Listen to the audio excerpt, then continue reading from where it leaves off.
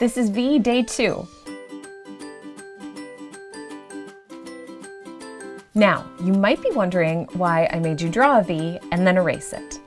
You should still have a basic ghost of a V happening here, and we are going to be stippling around the V. So that means that we want our V to be empty, and we're going to use dots around the V to define the letter itself. The first thing that you want to do is pick one color. We're only going to use one for this. And you are going to draw dots around your letter.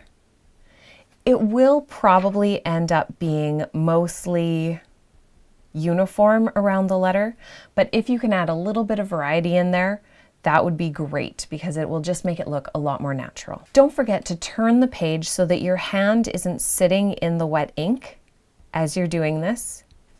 Do your top and bottom lines, and then go in and do your sides. This is just the first step of stippling.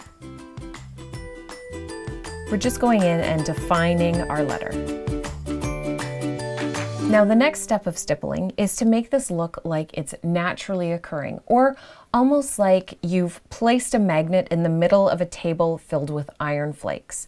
So the ones close will come close, and then you'll have other ones just sort of naturally floating around outside. So the V is our magnet, and we're now going to bring some iron flakes in. That means you're going to do lots of little dots, nice and close. I tend to do mine so that I'm going 1, 2, 3, 1, 2, 3, 1, 2, 3, and doing a very random pattern that's still relatively compressed. So it's almost like I do a little circle.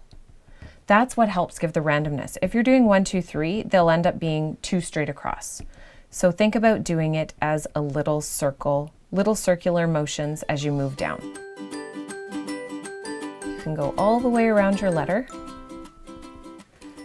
Make sure that your dots aren't touching or overlapping too much. You still want them to be defined as dots.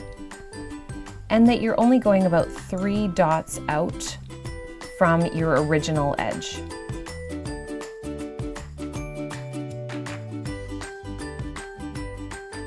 Now we still need to scatter it even more.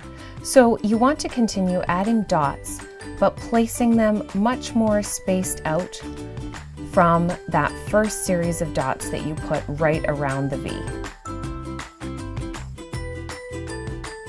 After going through and doing that, you might realize that you have areas where it looks like a hard edge, like right here. There's a lot of dots and then there's not very much.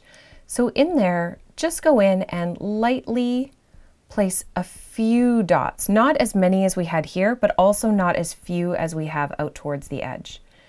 Maybe just like filling in with 1 or 2 dots every so often. You want it to look like they're just naturally bleeding out. Another way that you can approach this is to sort of shadow your stipple as well, which means that on one side and the bottom, you're going to concentrate the dots. So you can try it like this, where you have the dots evenly placed, but we'll also look next at how you can concentrate dots in certain areas to try a new way to stipple.